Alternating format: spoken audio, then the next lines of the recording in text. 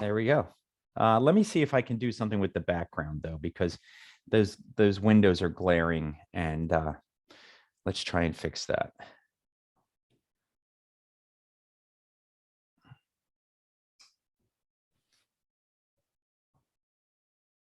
Does that help at all? Can you? Sure, that's Okay. great. All right, we can do that, or we could do Oh, that's cool. outer space, or Yeah. I could be very official and I could do this, but I'm not really all that. Oh, but wait, what about that? Better. Perfect. It doesn't quite fit, but I'm going to go with it. Okay. I like it. All right. So Gareth, I'm really grateful that you are taking the time to talk with me. I thought it might be nice for the folks in Change School, and I know you've moved to some different places, because I think you've taken what you can from Change School and you've kind of soared, which is really what we want folks to do. But I thought it might be inspirational to people to hear what some of you have done. I talked to Mark last week, and Mark Hines, yeah. How's he doing? He is doing amazing. He's awesome. If you go into the community, you'll see his interview and hear how like he's really getting traction and getting other teachers on board. And so that's great. Yeah, he's doing some really great things. And then I'm going to be talking to oh gosh, look at that, Cheryl, later this week, because she's doing amazing things in Montana at a state level. And so I think that would be inspirational for people to hear as well. But can you talk to us a little bit about what you've been doing and whether or not the pandemic has affected your moving forward? So what have I been doing? Well, as you can see behind me, I'm working on building out this Nova Lab class that I have, short for Innovation Lab. And it's a class that begins with about a marking period and a half of background work in creative thinking, community building, culture building, and then transitions into design thinking, and using design thinking as a heuristic to help students drive self-directed learning. So we're just getting into right now projects that students have chosen. And that's going to drive the rest of the year, actually, those projects, or they'll finish projects and move into new projects. And yeah, so that's where I am this year. But I mean, over the past couple of years, starting this class, and then it started in 2019, 2020, and then we encountered the pandemic. So it got cut short. And one of the things I realized was that in a class where most of the projects were social entrepreneurship, right? So that I would call them purpose-driven work, so that it is consequential for the self, but has an impact for a larger community. And once the pandemic hit, especially at first, everyone was all out of sorts. And how do you continue with projects that are socially oriented when you can't be out and about? So we had some hard lessons there, myself included. I was trying to be very optimistic and say, look, this is an opportunity. This is an opportunity for us to take this message about doing school different and really put it, out there and say, we can't go back to this. We're navigating through waters that are entirely different, and we have to try to see where this can go. But I was naive, I think, in those thoughts, because what I wasn't considering was, and this is unusual, right, for a design thinker, I wasn't considering, and I didn't have enough empathy for my students. They had just lost, many of them, their senior year, right? Like they were not going to go to graduation. They were not going to do any of those things. And so it was a drag. It was a real drag. But we did get some things done. The next year, last year, 2020, 2021, just everything was all over the place. But I did succeed in making some connections with some people who are able to help me navigate sort of like, how do we do this online and in person at the same time? But it was still messy. Okay, so this year is like feet are back on the ground and we are charging ahead. I just brought in 8 former students from the first year and the second year of the class to talk about the class. And all I did was ask them, right? Like, I know who they are because they've stayed in touch with me. But I said, all I want you to do is talk about your projects, the successes, the failures, and what was the biggest takeaway from this class.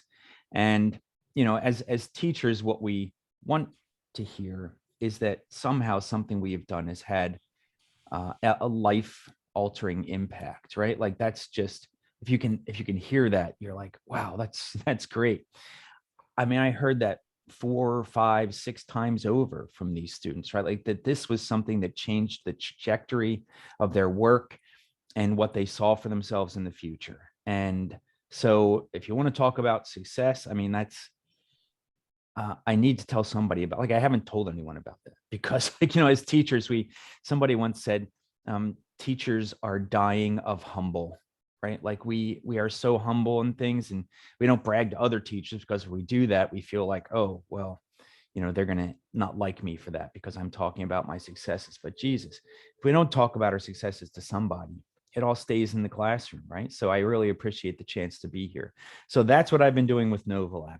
I also have an English class that I teach, but look, I love English. I love literature. I love thinking about how words shape our lives and how we understand the world. And I love, just story, just the entire nature of story and how that can play out in my NovaLab class. But I don't want to talk about my English class, because my ultimate goal is to build this class into something that all students have an opportunity to take. And that way I sort of transition out of my English classes. One of the issues or hesitations that lots of people have is parent reaction to a different way of doing school. And so I wonder if you can talk to us a little bit about that, how parents have reacted to NovaLab, what, if you've had any pushback, and how you've managed that. So that's a great question, because the other thing I didn't mention about NovaLab is it is largely ungraded, right? So, or we'll call it gradeless. Okay. I took the grading structure and I said, well, how do you grade somebody's process, right? Because really it's a process oriented class. If the project works out and they achieve great things and people are noticing them, then why do they need a grade for that, right? And if it doesn't, and all they realize is like, I spent 4 weeks on this, I really don't want to do this with my future life, right? Well, how do you grade that? You just found out something that could have cost you $20, $40, $50,000 in a year at college, and you just found it out here. So so that grade less nature of the class, all the marks for the class, I guess I should say, are based on reflection and on presentations. So parents see that, and I mean, really, and we'll have to include this maybe with the interview. I have a syllabus for the class, but it's not really a syllabus. It is a manifesto. And I wrote it that way. I don't like, number one, I don't think a class like this could have a really meaningful syllabus, right? That just says, here's what you're going to do in March, April, May, whatever. And those things, because the fluid nature of the class runs against that, right? But I do have, these are the things that we will build foundationally, as I said, design thinking, creativity, innovators, DNA, and Clayton Christensen's work. But beyond that, the class is really about challenging the notions of how learning happens.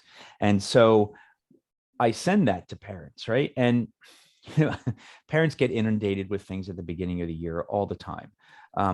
So I try to make it flashy. I try to make it like, well, this is different, right? This is not like you will read pages 500 to 300, whatever. Yeah, it's I write like somebody who's on a mission, and I think that gets their attention. And I've had parents write back to me. They're like, and one of them was a professor at Penn, and she said, this is so amazingly forward thinking what you're doing. I hope the district realizes that, right? So there's that. And then there obviously there are parents who won't read it, and that's okay. But I have never had a parent say to me, you know, I have no idea what's going on here. Why are you wasting my child's time?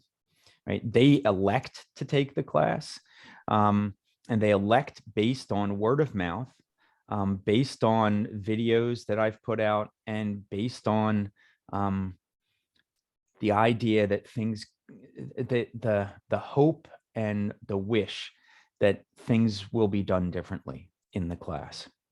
And they are. We went to this innovation space called Flux Space back mid-November. And it's near us, and I discovered it several years ago. And it is an innovation accelerator associated with a company called Corbett Inc., which is a design firm. And when they step into this space, and we can put a link to that hopefully in this interview as well, so you can see it. But it's an old turn of the 20th century, right? Turn of the 20th century wool mill. And so it's this huge 60,000 square foot space that has all this flexible furniture, huge video walls, all these things in it. And it's all about the owner's philosophy is like, we have to try and do something different with education. And I've created this space and populated this space with people who are trying to do that. And so when they go there and they feel what it's like, and then we did presentations of these design projects that they were doing for a online organization called build.org.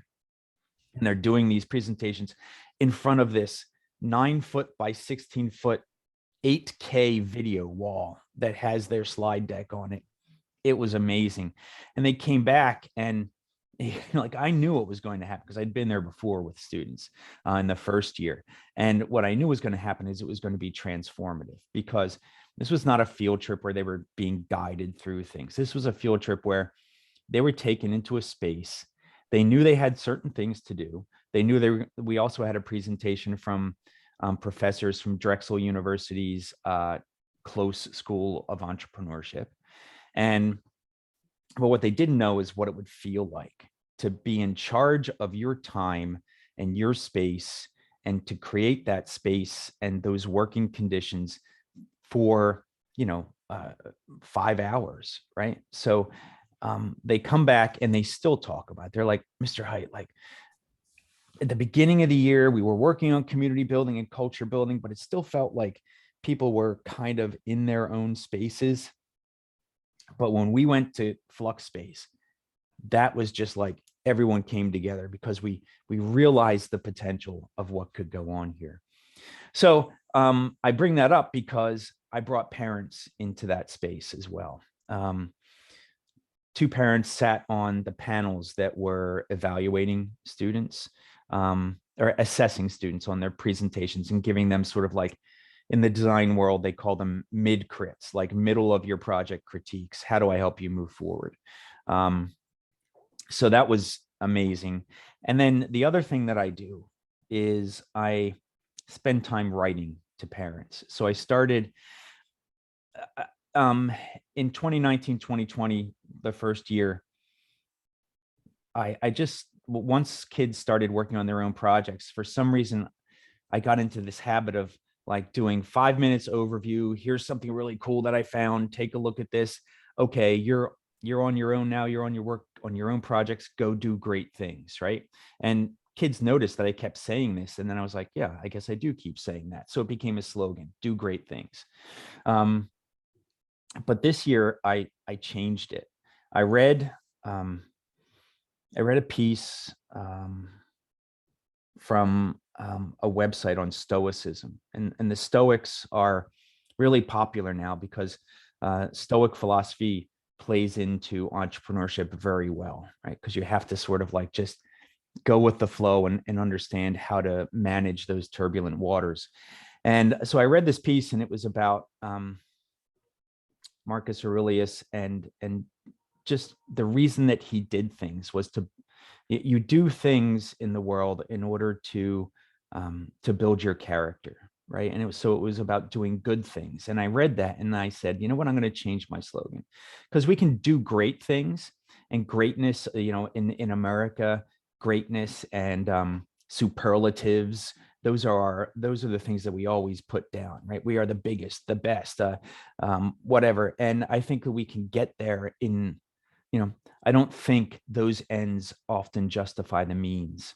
So I looked at the means and I said, well, if we're doing good things in the world, and that's what purpose-driven work is, because the ends are community-based. If we're doing good things, then I'm going to say do good things rather than do great things. So I started a newsletter that I send out every 2 weeks called the Do Good Things newsletter. And that goes out to parents. I push that out through our learning management system. And I try to write about somebody in the world who's doing something good and just making people's hearts sing in some way.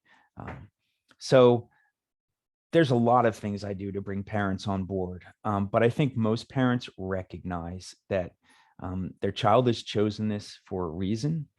And I work hard at the branding, right? So one of my friends who's on the board of advisors for Nova Lab, his name is Phil Holcomb. He is the head of design now at Project Wayfinder. And Phil came into our class, zoomed into our class a couple of years ago to talk about branding. And his definition of branding, and I don't know that it's his, but this is what he said, is branding is the story that your customers tell about you when you're not present. So I bring that to the fore and I say, look, you are all my students are Nova Lab ambassadors, right? So we're Nova ambassadors. And whatever you do in this class, you have to realize that it reflects on this brand. You're involved in something good. We want to build it into something great. So you have a responsibility to the message that is this class. So once they buy into the message because they have these great experiences, then parents are, that's not anything I ever have to worry about. I do want to bring more parents in. I will say that. And I have brought parents in the past to do presentations on project management and time management, because many of them are project managers in the world, and we can learn things from them. So that's a long way of saying I don't have any problems with parents. One of the things that I really like about your program, though, when I learned when the time when I was interviewing students and they were telling me, about your program, is that you allow students to pivot. And I think that that's such a huge lesson, because the businesses that have really done well during the pandemic are the ones that have been able to pivot. Can you talk to us about that a little bit? Yeah, absolutely. So as an English teacher and as a writer, I love one of the great phrases that I've heard is, nobody really loves to write, but everyone loves to have written, right? It's hard work to craft a message that resonates and moves people and whatnot. But sometimes lightning strikes. And when I was working on the manifesto for this class, I hit upon a tagline for the class. And I don't know where it came from, but it is that this class is a space for inspiration, aspiration, respiration, and creation. And students want to be inspired, right? We all love inspiring things. They want to test themselves by aspiring to something that is greater than themselves, right? To try and reach higher than themselves with help. They want to create things because that's what human beings do, right? We want to bring things into the world for ourselves and for others. And then the other thing, the respiration piece, was very purposeful on my part, because I spent enough time working with gifted students at the high school to know that they were just, they were run ragged, and just everything was about grade point average.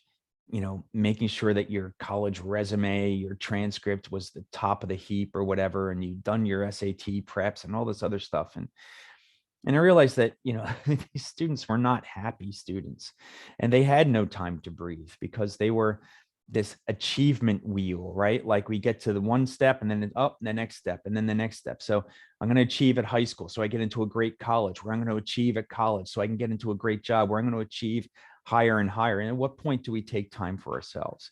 So breathing was purposeful because it gave students space to say, okay, let me take time to just look at where I am. And if I'm not being inspired by what I'm doing, and if the aspirational aspect, if I've lost my North Star, let's say, or if I can't see because there's too many clouds in the way, what am I going to do? And how am I going to rectify that? Because, I can talk to Mr. Height, I can talk to my peers, but the biggest thing that they can do is say, I really don't want to do this, right? You didn't take this class because the purpose of the class was so that I would pack your head with all the things you need to know as an entrepreneur. So when you get out, you will absolutely be successful. Because what do we know about entrepreneurs? 90% of the time, and I'm making that statistic up, okay, but it's well over 50%. Startups fail.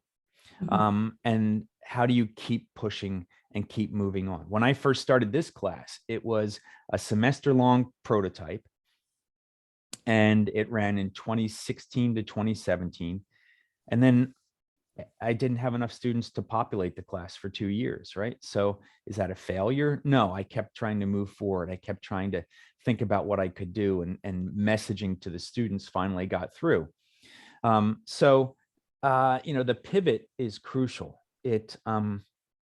Because we know in education that's very popular now to say failure is just another chance to learn things. And I agree with that, right? I mean, I think it is a truism. When we fail, if we step back and look and reflect, that is one of the biggest learning experiences ever. We say that, but if we're going to hold students to grades, and those grades don't change based upon students saying, yeah, I failed, but look at all this stuff I learned, well, then that's just lip service. And I am really adamant about the fact that if you're going to have grades, then you're really not honoring the fact that failure is a learning opportunity. You are instilling fear in people, and you are coercing them into learning. And so, I mean, that's a whole nother interview if you want to do that. And I have lots of friends in the world who are gradeless and ungrading, and you can find all those things online. But anyway, the pivot happens because, one, they are invested in something that they really want to do. Two, they realize that they have the opportunity to fail. And they realize that if it comes to a point where they're not happy doing what they want to do, then for God's sakes, do something else. If you're not happy in the world and you just trudge through it, sure, there are people out there who say, well, not everyone can do what they love. We all have our vocations, and then go find an avocation that makes you happy. Well, why isn't the goal, let's try and do things that we love to do and that make and that allow us to live lives to the fullest, right? So that's why the pivot is there. That's why the opportunity for them is there, because I want them to live lives of meaning and purpose. And yeah. The pivot is such a critical concept. I mean, what you're describing in implementing the NOVA, I know that they say fail first attempt in learning, and that's absolutely true, because if, cancer researchers gave it up every time they hit a wall, Yep. But they don't. They pivot. They look at, what made sense and where did it go off the rails, and then they sort of figure out how to get it back on the rails and what do they need to do differently. That's such an important lesson that we don't teach kids in traditional classrooms and with traditional grading. You either memorize the material and you got it all right, or you didn't and you got it all wrong. So when your kids came back, your former students, and they talked about how impactful this was for them moving forward, what kinds of things did they talk about? So I think one of the first things they talked about was the opportunities that the class presented for them, the opportunities to do things that other people in the world outside of the walls of school recognized. So students who were working with a local college on a music festival, which never happened because of COVID, but which was a huge, inspiration for that student and for his team to be able to walk into a college office and to have a business meeting with, you know, the professors who were putting on this festival in Collegeville, our local town, and that they were equals and that they were pitching ideas and things like that. And they were able to get, $7,000 worth of funding. And so that's just one example, but I would say one, opportunities. Two is understanding how to manage your time. Uh, and that is not easy, right? Like you want to go in and say, okay, everyone, we are going to use X calendar and we are going to do scrum boards, and we're going to make sure that everyone is, you either something is in the pipeline, is being done, or has gotten completed.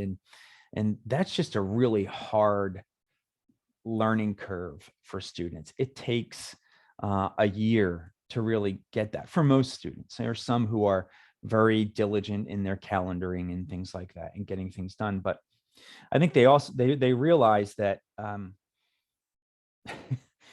one of the things they definitely realize is 52 minutes is not enough time in the day to really achieve things, even if you're working on it 5 days a week.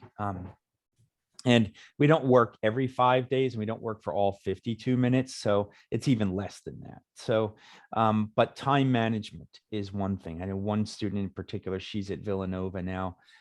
That's what she was talking about, how learning how to manage her time so she could be more productive was just something she never would have learned otherwise. We like to think that if we give students homework and then we let them know here's what's coming up, that they'll manage their time accordingly. But I think even the best students, many of the best students will wait until the last minute to cram for a test, and then we realize that's not the best way to work. So when time is open for you and you have to make that time meaningful, that's daunting, but it's also beautiful, right? So like in November of 2020, I did a presentation for the National Arts Educators Association, their design thinking group. And it was called Lingering at the Point of Wonder. And it was about time and how we use and abuse time. Because we fill the time with the things that we think are meaningful for students. And in doing that, we create sort of like time becomes an industrialized thing, right? Like, this is what you will do today. Here's the time frame for that. And then when they get out into the real world, right? Well, I shouldn't say that. I hate that term.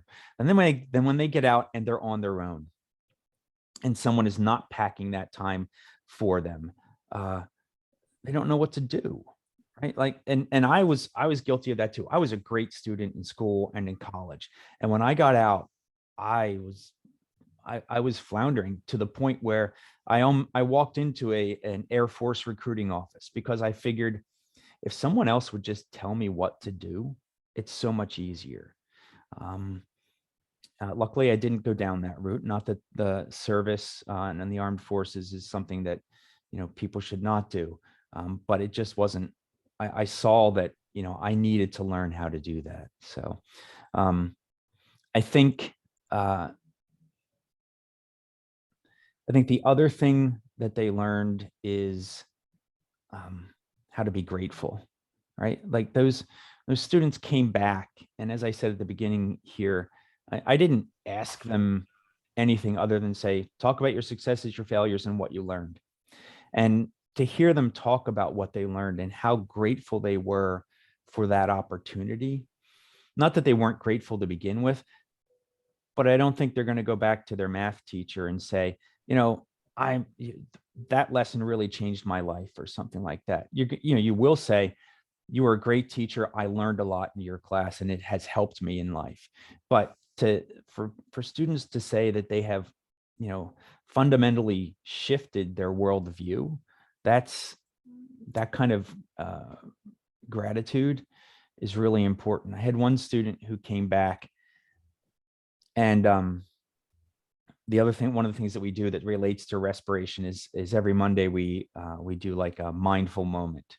And so we talk about mindfulness, because so many designers and so many entrepreneurs have these habits in the morning. And for many of them, mindfulness or meditation is crucial. It clears their mind, it gives them space, it allows them to breathe, right? So he came back and he was like, Mr. Height, you're not going to believe this, but I am so totally into mindfulness now. And I'm so happy to have like experienced that in your class. But he also gets like, he also understands gradelessness, and he talks that way as well. So, the things that they learn are always learned through experiences and not through content. True, except that I think one other really critical thing that they get from your class is the opportunity to believe and trust themselves. Well said. Yes. I mean, I think there's so many kids that come out of school that don't have a strong sense of self and don't really believe in themselves. But in your class, I feel like there's a lot of self-actualization that happens. Yeah. I mean, you recognize that very well. I read about self-actualization. I read about, Maslow and how Maslow has been misinterpreted and things like that, and what it takes to self-actualize. And as a matter of fact, I mean, the class knows that there are like two questions that drive everything we do. Why are things the way they are? How can we make them better? But within that, there are four sub questions that sort of like hold those things up and help us achieve them. And they are, who am I? Who are we? What matters to us? And what are we going to do about it? So those questions are questions that drive a couple pieces of curriculum. So one piece that I use is called Project Wayfinder. And I mentioned Phil Holcomb is the head of design there now, but I worked with Phil before he joined Wayfinder. Wayfinder is this great project. It came out of the design school at Stanford.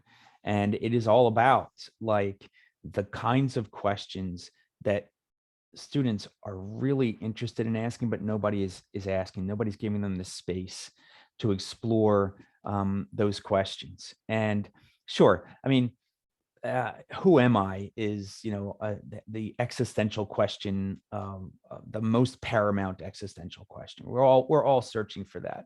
But what they realize is that you can't really ask that question just in isolation, right? So, John Donne, I think, wrote that no man is an island entire unto himself. We are all part of the main, a larger continent.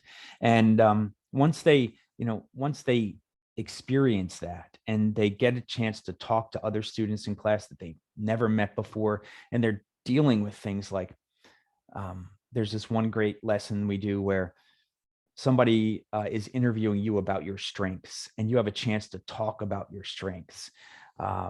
That most people don't do that, right? And because you feel like you're bragging, but here the space is open, and students are like, that was transformative to be able to talk about that and have somebody truly listen to me. So if you're looking at key skills that come out of this class, and when I say it's gradeless, it doesn't mean there's nothing there. We have like a gradeless form, and central to that are some of the key soft skills: collaboration, communication, work ethic, respect for others. But listening and speaking within the communications section they're like, we do more of that kind of stuff than anything else. And they learn how to be respectful to each other and how to offer positive critical feedback to help each other move forward. And so I think you're right. I think they have the opportunity to sort of understand themselves better. That's insightful comment on your part.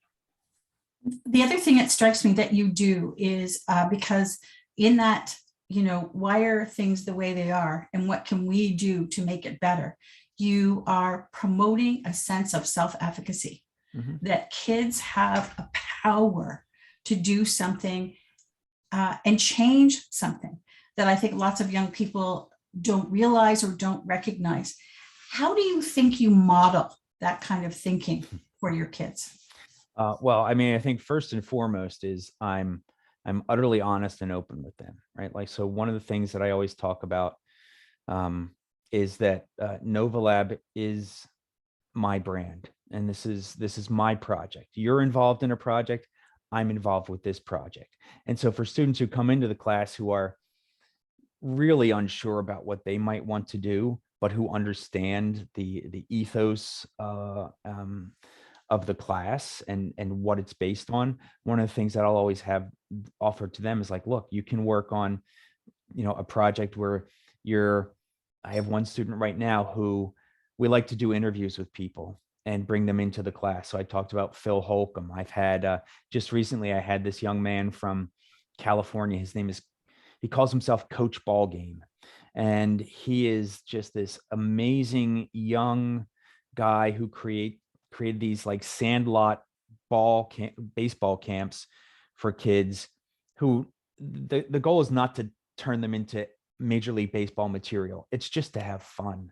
And you can watch his videos online and you see somebody who is so totally in their element that they're like, you can't help but smile with your entire body at what this guy is doing. And so I reached out to him. We brought him in, and this one student who is working on this project was so moved by that. He's like, Mr. Heidt, I want to go out and I want to find more people that we can bring in. And I'm like, yeah. And then we can build a library. Like, we can have one person talk about what do you do when you don't know what to do in the business world? How do you guide yourself? When you have somebody talk about project management, we'll build a library of those. But we can also have people who are just here to inspire us and things. He's like, yeah. And then so he's got it all planned out. And as a matter of fact, he was doing this the other day with one of the students who had come back to talk to them. And so that student's name was Garrett. And Garrett was helping Seamus. And Garrett didn't need to do this. He's back from college, right? But he's helping Seamus on the whiteboard. He's like, okay, let's figure out your whole social media empire here. Let's put it up here. Let's mind map it, because Garrett recognized when he was in my class that I use mind mapping as a way to visualize big pictures. He's like, Mr. Heidt, I do mind mapping now too, right? He's like, so he was helping Seamus see the big picture and also what are the discrete pieces that you need to do. So I think one of the things that I try to do is involve them in the excitement of building something bigger than yourself that is for the good of other people, right? So they get that with this brand. I don't want them to stay in that space. This is not a class where you come to do work for me so I can just watch you do that. But the skill sets that Seamus is going to learn about scheduling social media, about whether or not that's something he really wants to do, because social media is just such a pain in the butt for so many people. We all realize we need social media if we're going to build our brand, but nobody wants to do it. It's such a tedious thing. So, and to do it well is hard, but Seamus is going to be working on that. But the other thing that I do, as I said, is I'm just totally honest with them about myself and when I am unsure as to how to proceed. I talk about the class as being co-authored. I'm just like a lead learner, but we're all learning together where this thing is going. And those are trendy terms. And I don't know that, if there's a book out there on how to co-author curriculum, I have not read it, but I'll co-opt that term, because there are times where I'll be like, I don't know what to do at this point. What do you think? How can we move forward with things? And especially like last year, one of the things that is really important is students presenting to people outside of class. But we couldn't go anywhere. We couldn't do anything. So I had a group of students who met every other Friday, and they were the Novolab curriculum design team, right? And I just threw out, here are my issues right now. Here's where I want to go. What are your ideas? How can we move forward? What can we do better? And they were invaluable in terms of like being an on-site board of advisors, right? I mean, I have my own board of advisors, people I go to who have informed my work. But those students were there. Some of them were second year students in the class. So yeah, I mean, I am a cheerleader, right? Like I try to make sure that students see me as somebody who really enjoys what he's doing. And as a matter of fact, Garrett and another student who had come back, we were talking about the class, and they were like, Mr. Heidt, the thing that's different about you is that it's really clear that you just love doing this, right? That you are building something here, and that's infectious. The other thing that strikes me, Gareth, is that, there are sort of, pivotal times in history where exponential change has been necessary. Mm-hmm. And I think that we're at one of those pivotal times where exponential change in so many different aspects of our life in our world are going to be necessary if we're going to continue. Yes. And so I feel like what you're teaching your kids is that number one, they can be masters of change. Mm-hmm. Number two, that they have strong self-efficacy and they can be a mover and shaker. And number three, I think that it's almost like the skills that you're teaching them. They're the foundational pieces that will help them do that. But those first two, I think, are the critical things that they're coming out of your class with. So I'm sorry, which two do you mean? That they are able to create change. Right. And that they have a strong sense of their own self-efficacy. Yes. Yeah. That's that. Those two questions: why are things the way they are? How can we make them better? I talk about them ad infinitum to people because, I am somebody who's in my writing. I love to hear myself, and I write. I'm not somebody you're going to go to for how do I pare this down to the least number of words so I can make sure that it gets straight to the point. I'm in love with words. I am in love with the beauty of expression. And philosophy. Yes. Yeah. I can be verbose. But those two questions are so pithy, right? Like they just contain so much. There's nothing else you need. The first question is a question that of inquiry. And that's at the center of everything that we do in school. We want our children to be able to go out into the world and say, I wonder why that is the way it is, right? Curiosity is at the heart of learning. And we tend to drive that out of them because we tell them what to be curious about, and we tell them what to think. We don't give enough space for that. At least we didn't, right? Like maybe things are changing. I hope they are. But so inquiry is like, that's standard. The second question, how can we make them better? That's not one that we ask a great deal, because that question is a question of advocacy. It says to the student, I can do something, not just take tests, right? And one of the key reasons I created this class is because I taught gifted students, and I'm like, look, you guys are all going to get 5s on your APs. You're going to do really well on your SATs. And that makes you like big fish in the small pond of Perkiomen Valley High School. But you're going to get thrown into a pile of applications with other big fish from other schools. And so how are you going to differentiate yourself? What are you going to do? And that's when it hit me. I'm like, well, why not give students a chance to, instead of just say, here's what I know, here's what I can do with what I know. And, those kind of things, that kind of project-based thing was something that I did for 20 years back in middle school. When I got to the high school in 2014 and was asked to teach this gifted English class, I was in shock because I hadn't taught English for, 20 years, even though that was my major. So I was looking for something that I could do, I asked the superintendent, I said, what's your vision for this class? There was no curriculum or anything. She said the first word out of her mouth, and the only one that I remember, was different. Make it different. Okay, so I can do that. So I looked and I found the work of people like Don Wettrick and Kevin Brookhauser, and pushing forward on these things like Genius Hour and 20 Time and whatever you want to call them. And that just was like, that's where this class came from. And the whole purpose is to say, learning on your own and producing something of worth for yourself and others is not easy. And if you're just going to do it in like 1 hour's worth of time over the course of, a semester or a marking period, it's great. You should do it. But I wanted students to have more of space to do it in. And so that's where Nova Lab came from. So Garrett, I so appreciate you giving me this time on your Sunday. I would like it if you would attach your manifesto Okay. to this video when you send it to me so I can post it in the community. But here's the other thing that I'd love to do. I'd love to do a co-interview with you and Mark talking about grades, because I think Mark is in exactly the same thought space as you are.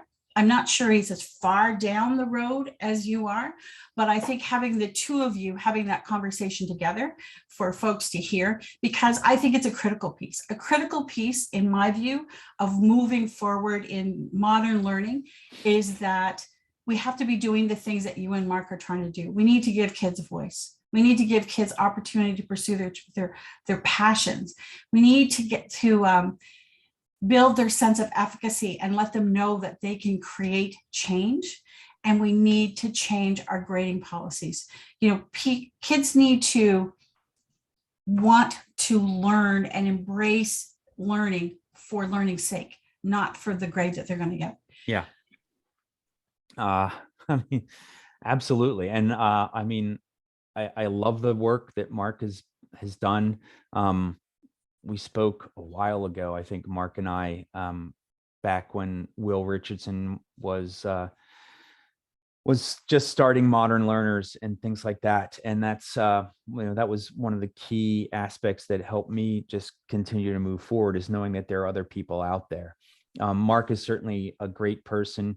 And I'd love to talk with you about that. I think you're right. Like you really can't do this kind of work if you're not going to challenge the status quo of grading, right?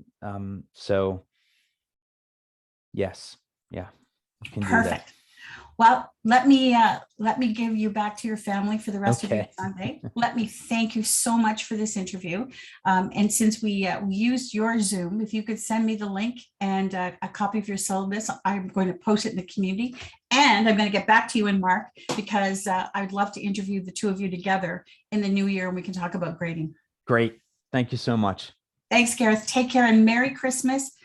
Happy New Year if that's what you celebrate. If you don't celebrate Christmas, have a great holiday, because every teacher on this planet needs a rest. Yes. Thank you so much, Hazel. Take care. Enjoy. Take care. Bye-bye.